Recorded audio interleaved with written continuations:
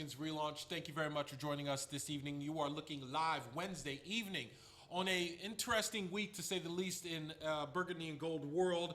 I'm your host, Winston Hilton. Thank you very much for joining us tonight. There you can get at me at Sports Talk NC8 on Twitter, as well as on Facebook, Winston Hilton, as well as DMVSTREAM.com's Facebook page, Twitter, and the whole nine. We got a lot to get to tonight. We're going to have an abbreviated show. We apologize for the difficulties because, look, DC is crazy, okay? Washington, D.C. crazy right now. You have the Redskins and all of the changes that they have. You have the Nationals in a playoff game tonight. You have the Mystics ready for Game 5 in the WNBA Finals. You have the D.C. United. Yes, you have the D.C. United in the playoffs. So, look, there's a lot going on right now. The Wizards are going to get their season started. The Capitals have already started their season. So, we have a lot to get to, and we're going to get to that starting right now. Huge news in Redskin land, as everybody well knows, that Jay Gruden was let go on Monday morning following the 33-7 loss to the New England Patriots. So finally, everybody has got their way. Okay, he's gone. Nick, if you wouldn't mind playing that look, there's one of my favorite shows in growing up in the 90s was a show called Martin Lawrence. Okay, it was called Martin. And basically, go ahead and play it. I'll explain after. Damn, are you happy now? It was smooth, straight to the point. What do you think? Damn. Exactly. Damn, are you happy now? Everybody that wanted Jay Gruden fired, probably, I've had my issues with Jay, but it's not so much for the person, just some of his play calling and player usage and what have you. But yes, basically, are you happy now? That's kind of our question tonight. Are you happy now that Jay is now gone from the Redskin ranks as far as coaching the Washington Redskins is concerned? I want to get some of your thoughts right now on Facebook. You can hit us up on Facebook, DMVSTREAM.com's Facebook page, as well as on Twitter, as well as on Periscope and what have you. So, look, up to bat next is Bill Callahan. He's been a head coach before. Let's not get it twisted. He actually has been to a Super Bowl. He has playoff wins, more so than the previous Redskins coach. So we will see exactly what happens with that. Do you think Callahan was the right choice, or should you have kind of promoted the heir apparent, which could be Kevin O'Connell? That's the thing nowadays in the NFL, where you're promoting guys that are young, hip, can relate to the players because they're probably younger than some of the players, which is Sean McVay and, Kyle Shanahan, LaFleur out in Green Bay. And I don't even know the coach's name in Cincinnati, Zach Taylor or something like that. Yeah. Sounds like the president, was Zachary Taylor, right? Jeezy peasies. They hired the 16th president of the United States in Cincinnati. That's crazy funny. All right, so here's the deal. All right, we'll break down the Patriots. We'll break down Miami's next, okay? Is this a must-win situation? Literally, we ask this every week. Is this a must-win situation? Look, you don't want to go 0-whatever. Because, look, after this, you have the 49ers, who are undefeated. So that could be 0-7 real quick. Don't want to go there. You do not want to go there. We'll go over the keys to the game in Miami. We might as well just go ahead and name the Redskins the Washington Generals. Yeah. Let's go ahead and rename them the Washington Generals, because this is exactly what they do.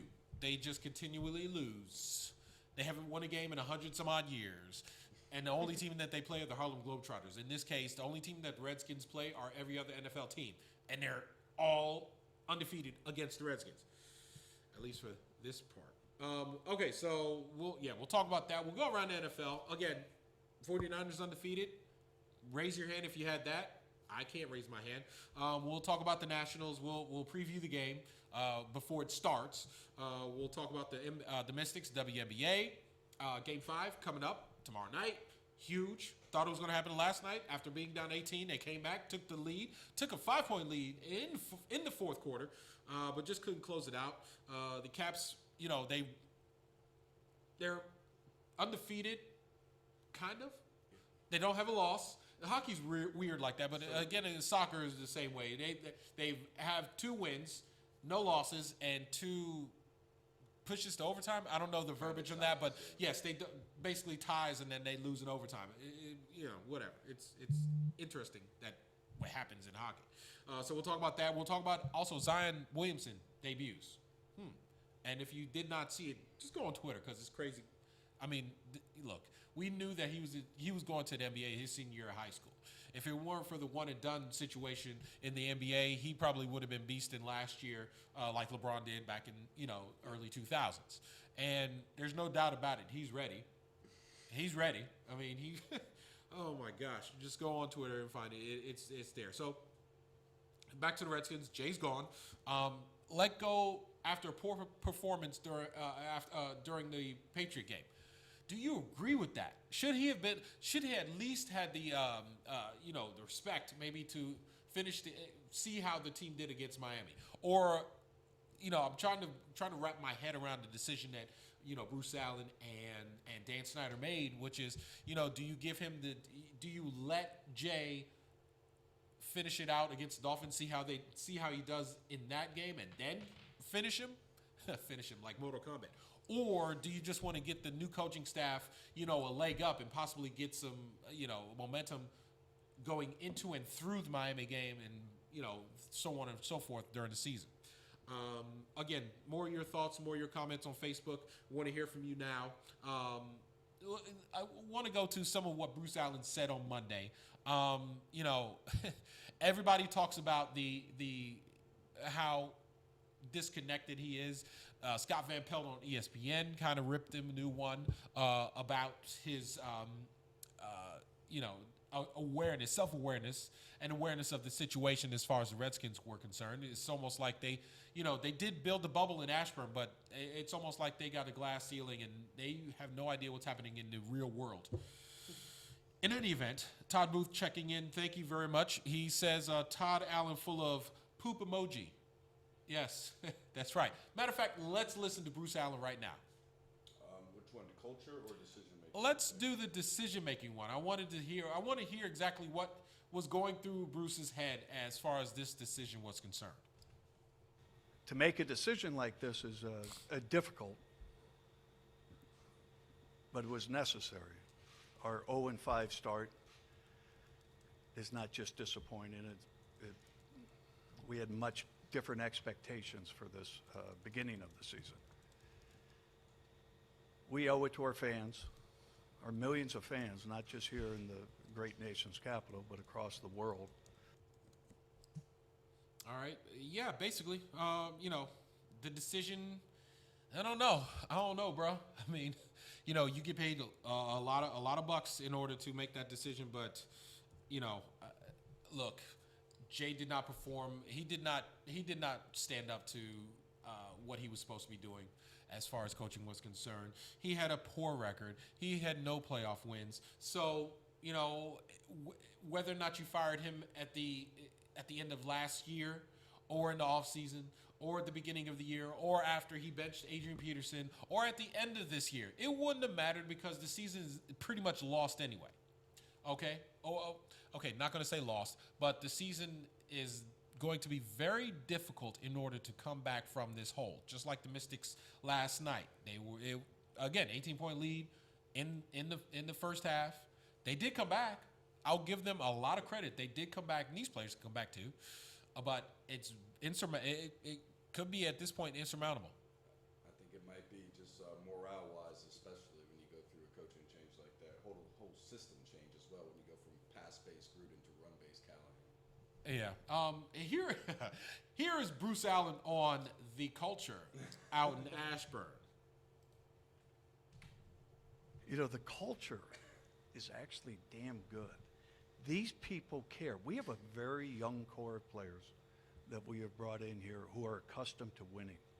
If you look at the record of these guys, they're accustomed to winning. They want to win. When you're around this building enough, you can feel the passion of these players. You can feel the ability of these players. And you can see the coaches working their tails off to try and come up with a winning game plan. That's all we can do right now is work toward the Dolphin game and the season and to keep developing these players. Oh, Bruce. Oh, boy. The culture. Do you know what culture you're talking about, man? I mean, there's certain, they're different cultures. Like, if you are establishing a losing culture and a 12P culture, then you're succeeding. Yes, you're right. You're damn good at that. If you wanted to establish a winning culture and a culture of success and a culture of, being proud of a winning franchise, yeah, you have failed on that one, partner. So in any event, Redskins move on. And it's Bill Callahan now. And one thing that Bill Callahan did say, which I'm very happy about, he talked about how he wanted to change the philosophy of this team, the identity of this team. And he said they're going to do a lot more of what I've been preaching for over the past, I don't know how many ever years of doing Redskins Relaunch, is that they want to run the ball. Let's hear from Bill Callahan.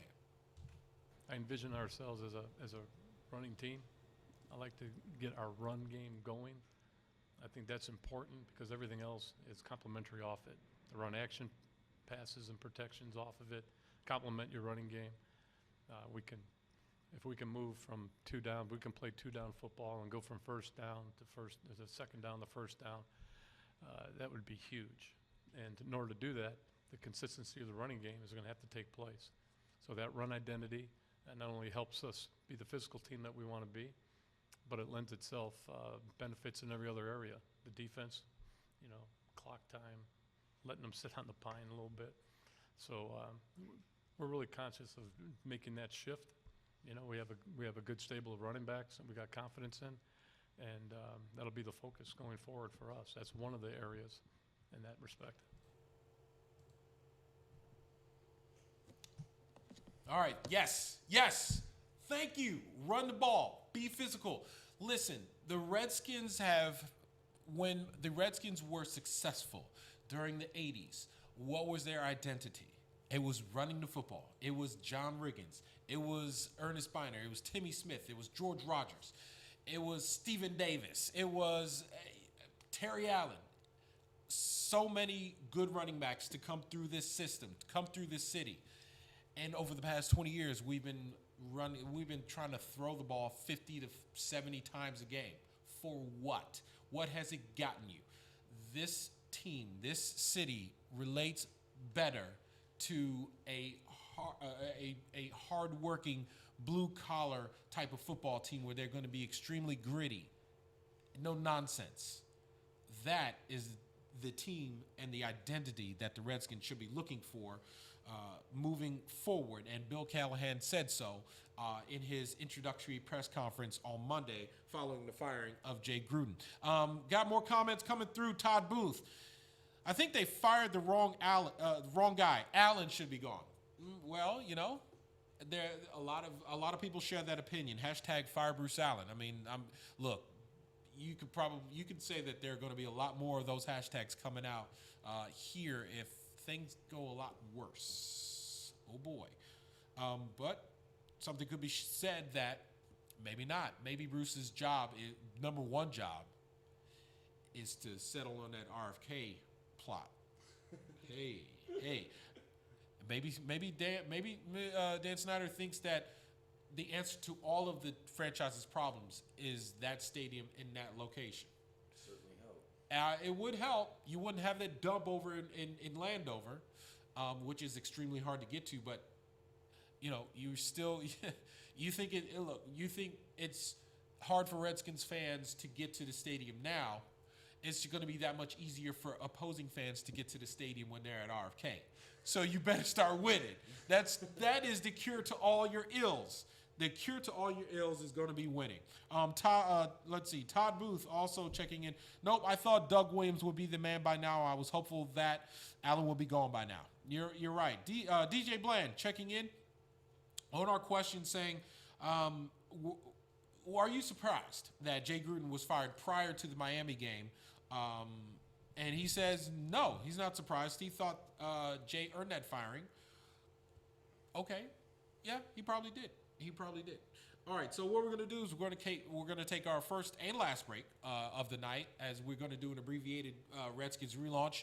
We'll have a special guest coming up after the break, and we'll be right back.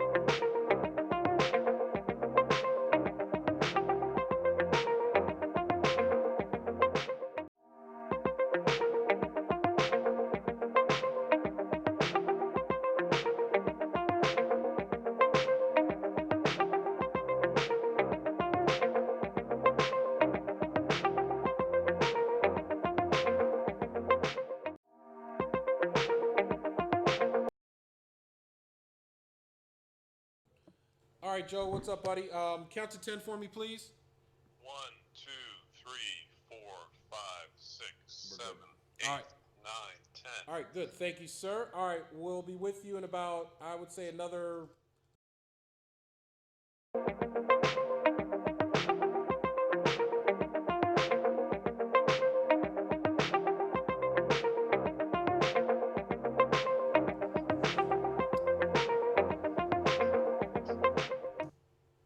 All right, welcome back to another edition of Redskins Relaunch. I'm your host, Winston Hilton. Thank you very much for joining us tonight.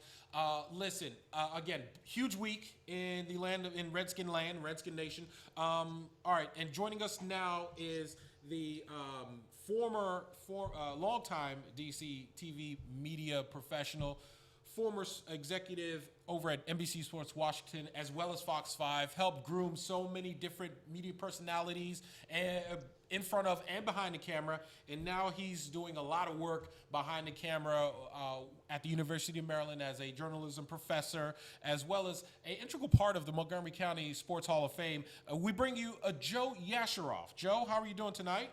Doing well, Winston. Thanks for having me on. Oh, no problem at all. Thank you very much for joining us. I know that it's it's Yom Kippur, so you're busy tonight, but I thank you for taking about 5 minutes out of your day to join us to talk about the Redskins.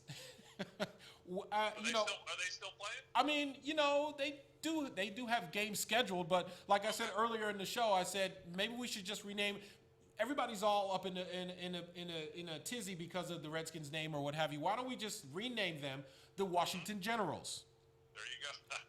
That's cold. Yeah, I mean cold but accurate. It is accurate. I mean, unfortunately, it's almost like every other team in the NFL are the Harlem Globetrotters. But I mean, that would take care of the name issue for Dan Snyder. True, very true. I like that idea. That's only one of their problems, though. There's a long list, but that would address one of the problems. I agree. Let's talk about one problem that they just got rid of, which was Jay Gruden. Was the timing of this firing right? I mean, sure. Yes and no. And the reason I say yes is when you're 0-5 and there's no hope, you have to do something, and that's usually the something that you do. And so you fire Gruden. Is it going to make a difference? I don't think so. But sure, yeah, they needed to fire Gruden. My question is, why not fire him in the offseason? What did he show you? What did he do differently in 5 games that he didn't show you before? So they did, I guess, what they needed to do, but I'm not confident that anything is going to change in terms of results on the field. Well, according to Bruce Allen, the culture is damn good. So, I mean, maybe that's why he kept his job. I don't know. That was an all-time quote for a gentleman that's had a lot of all-time quotes, including winning off the field and all that stuff. So can't believe that he said that, but he did say that, and I don't think anyone believes it. So, I don't think the culture is going to change, although it's clear that Callahan is going to change some things. He already changed some things today in practice. Yep. With wind sprints after the practice, having the captains face the team in stretches. He said he's all about accountability and intensity. They worked on what did they work on? Starting drives, Yes.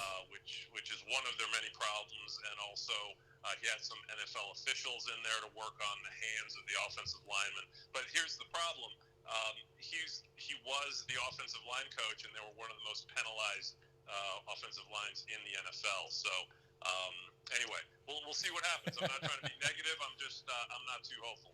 One thing that I am excited about him saying, again, I brought it up in the last segment, running the ball, running the football, being more of a physical team, which is really good because, like I said, the identity of this franchise and of this city, when they've been successful, has been of running the football with John Riggins, George Rogers, Timmy Smith, Ernest Biner, Terry Allen, Stephen Davis, Clinton Portis. You've had so many good running backs come through this system, come through this franchise, and for you to neglect that because you do have a Hall of Famer sitting in the backfield, but you want to bench him because he might look at you funny. We're past that now, but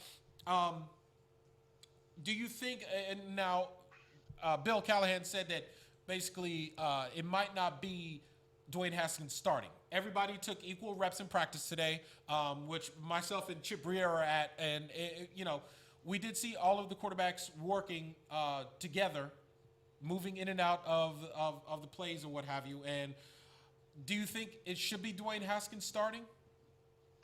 That's a tricky one. On the one hand, he's a first-round pick. He needs to get in there so the Skins can find out if the kid can play. But if we're to believe what we're hearing, and I don't necessarily believe anything that I'm hearing from Redskins Park, he's not anywhere close to being ready, and I don't know how that can be true. And that has undertones and overtones, which lead to uncomfortable conversations. Mm-hmm. But I really don't know. My gut tells me no, not yet, but maybe against the Dolphins. But there was a report today that Keenum was going to start. Who knows if that's actually true? But that was one report.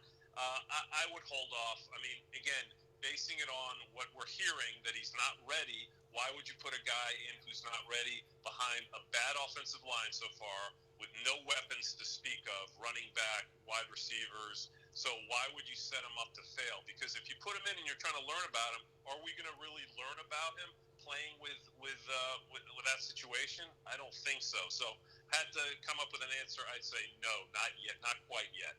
Yeah, I tend to agree with that. The only pushback to that is Haskins would be able to get caught up to game speed of the NFL, and he wouldn't have to catch up next year in his second year, which is pretty much, when this new coach comes in, he's probably going to be the starter, more than likely. So you want to get him caught up to NFL game speed. Not to say that he's not now, but if he's not ready, then there's something there that's not clicking for him as far as the NFL is concerned. Colvin Underwood checking in saying, here's the problem. Allen is going to hire the next coach. Who would take the job? Nobody that the Skins want, nobody that the fans want would come here. That's the answer to that question. That's easy. Nobody. We've heard rumors, we've heard reports, and this, just speculation and hearsay about Snyder wanting several coaches. One being Mike Tomlin, who I pushed for this time last week. I said Mike Tomlin would be a great job if Pittsburgh decides to let him go. He also is looking for Todd Bowles, who was actually in the building over in the offseason for an interview or maybe just a special chat. And then Eric Bieniemy, offensive coordinator with the Chiefs right now under Andy Reid. So of those guys, I mean, you're right. Is there anybody that really is going to take this job?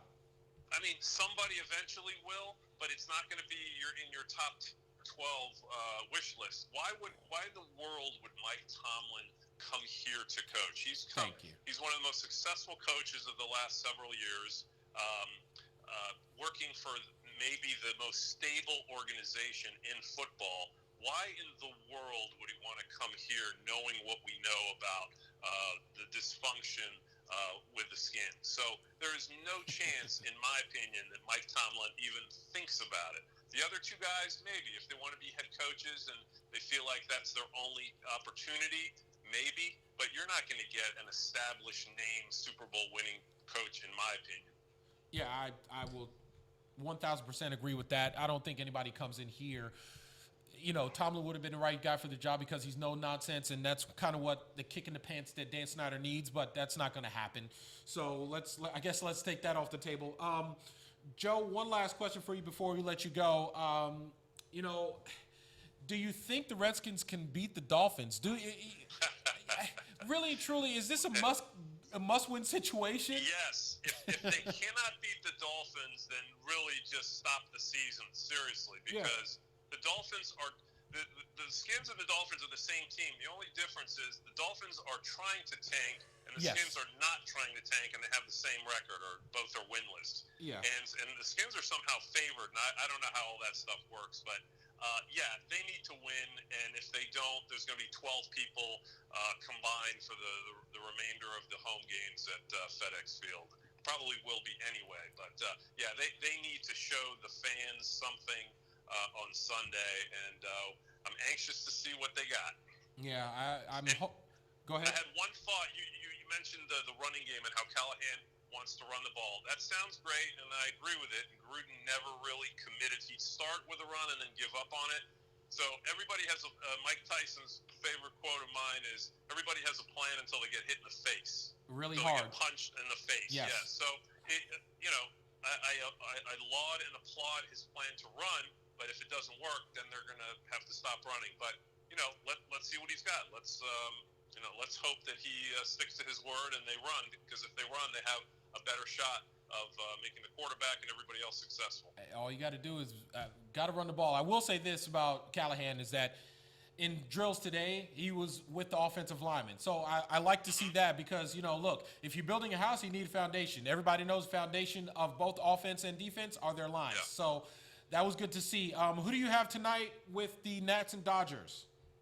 Let's go with the Nats. Just, history will not repeat itself in a Game 5, and Strasburg is having such a great year, and Max might even come out for one inning, and I have a good feeling, which means bet the ranch on the Dodgers because I'm always wrong. But I'm feeling Nats, and then feeling Mystics tomorrow night. Oh, I'm the same with you. If I put money on something, go the opposite way. You're a winner every time.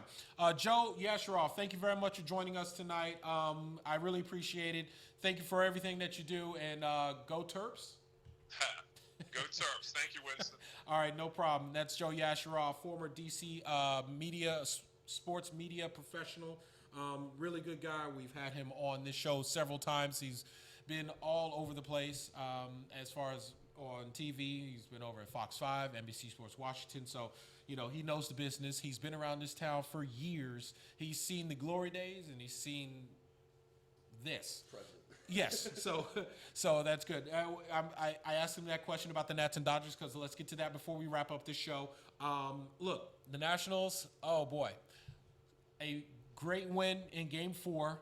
Ryan Zimmerman, was there anything more, just picturesque than him hitting that dinger, that 3-run shot? I mean, there was nothing better than that other than, Scherzer doing what he did. Mm-hmm. I guess something could be better than that.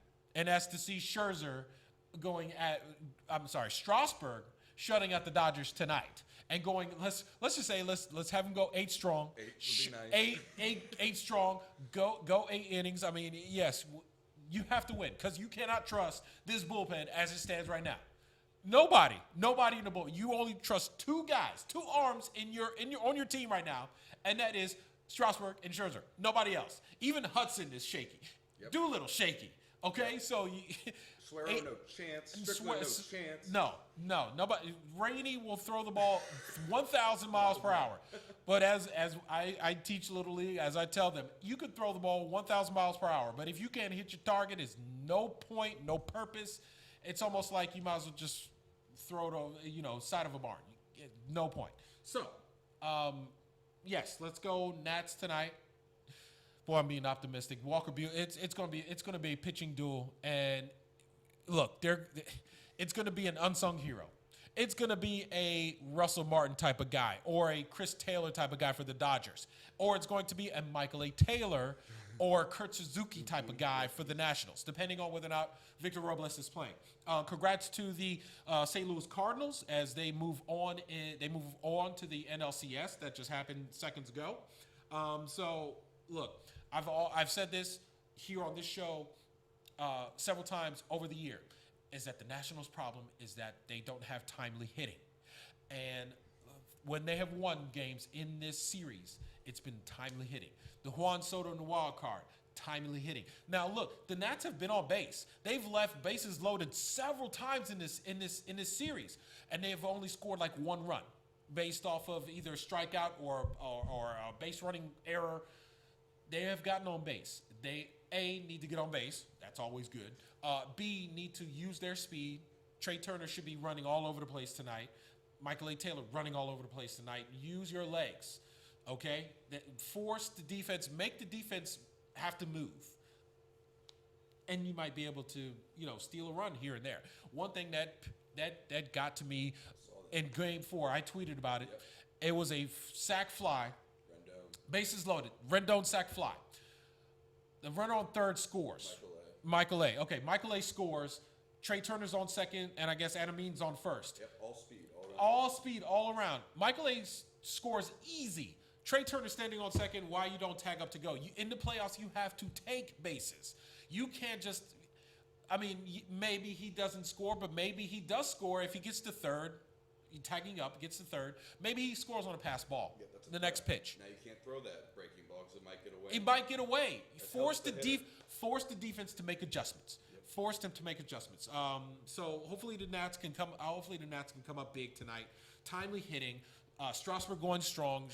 Joe mentioned that Scherzer out of the pen for an inning. I don't know. Scherzer said his arm's about to fall off, but that's a wink type of thing. He's probably going to pitch tonight if he has to, because as they said in the Waterboy, you got to leave it all out on the field.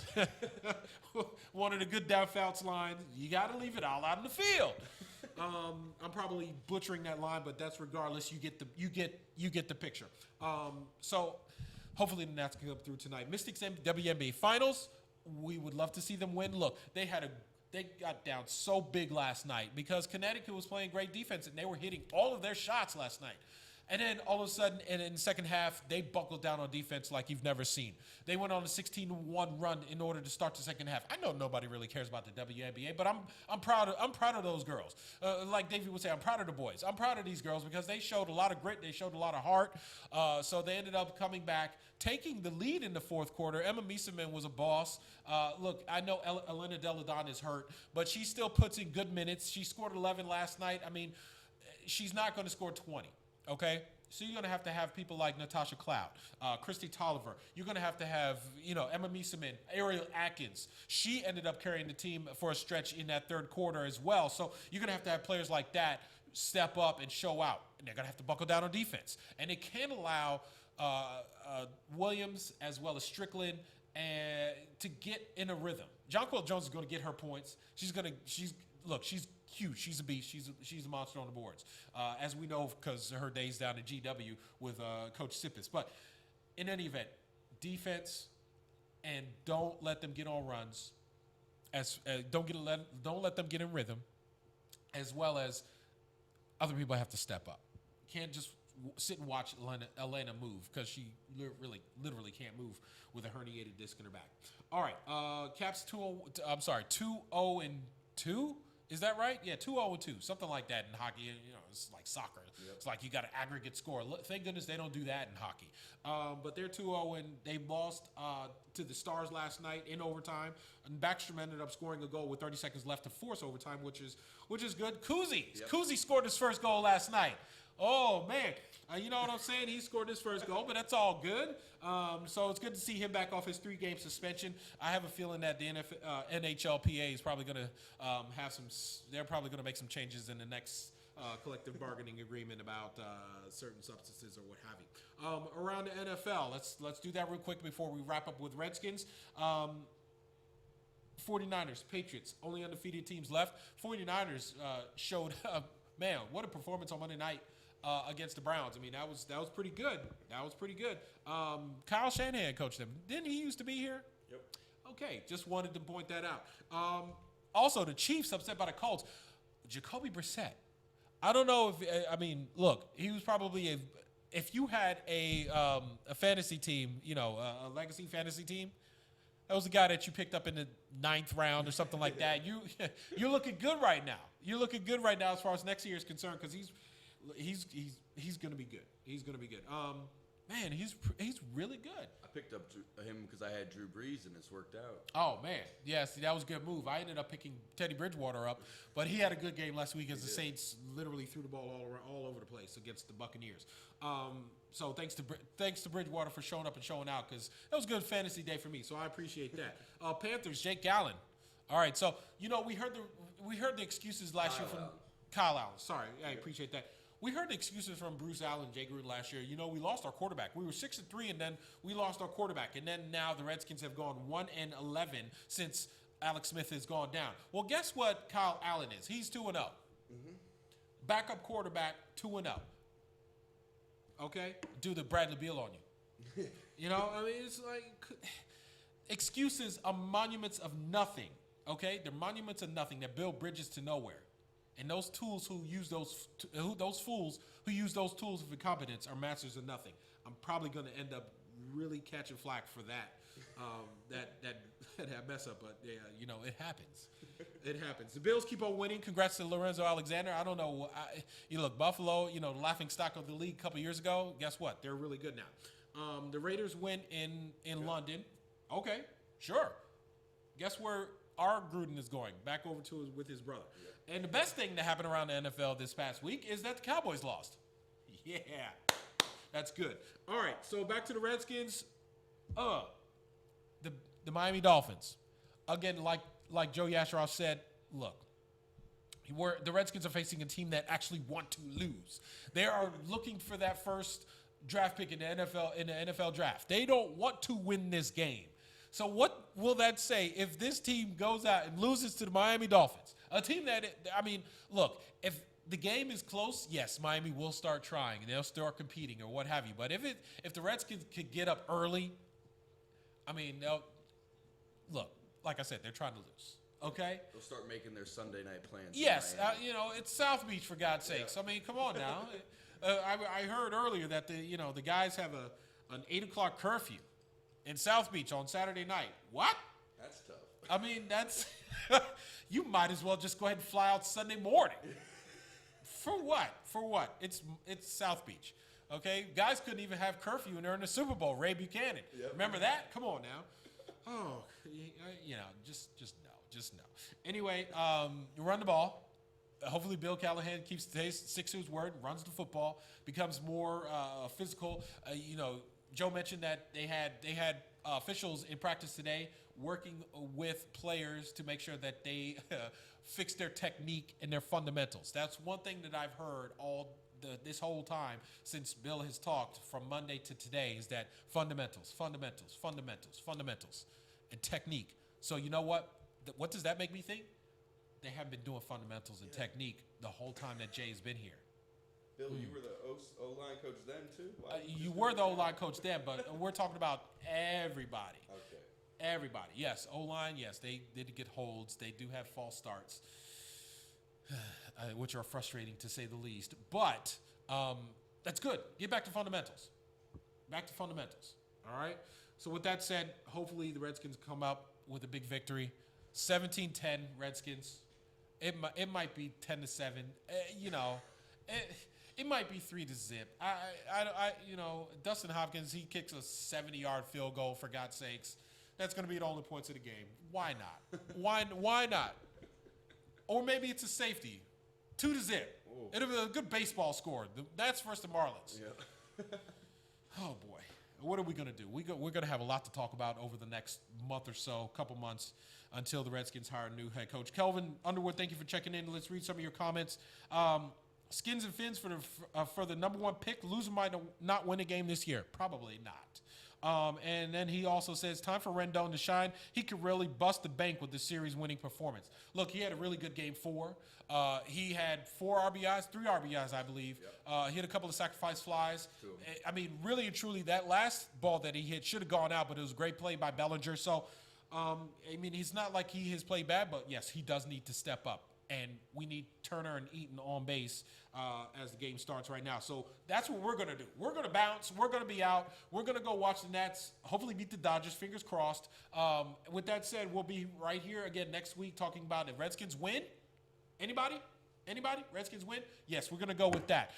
With that said, for all archived episodes of Redskins Relaunch, you can check us out on DMVSTREAM.COM. Check us out on our Facebook page, DMVSTREAM.com's Facebook page, as well as you can, check it right there. Winston's, HYLTON Sports Talk, NC8.